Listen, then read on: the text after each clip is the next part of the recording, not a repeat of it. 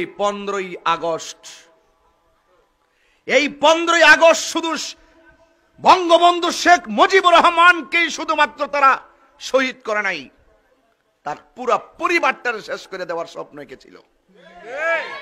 যেই লোকটা দেশ স্বাধীন করলো, যেই লোকটা ডাকে 30 লক্ষ মানুষ জীবন দিয়া দিল দেশটাকে স্বাধীন করার জন্য, সেই লোকটাকে তারা শহীদ করে দিয়েছে।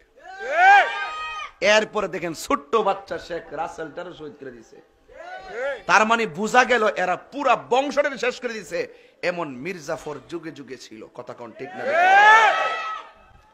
তো কারবালার ঘটনাটা তো একটা হিসাবে মিলায়েন তো। এরা শুধু ইমাম হুসাইন রাদিয়াল্লাহু তাআলা আনহুকে শহীদ করে নাই, 6 মাসের বাচ্চা আলী আসগরকেও শহীদ করে দিয়েছে।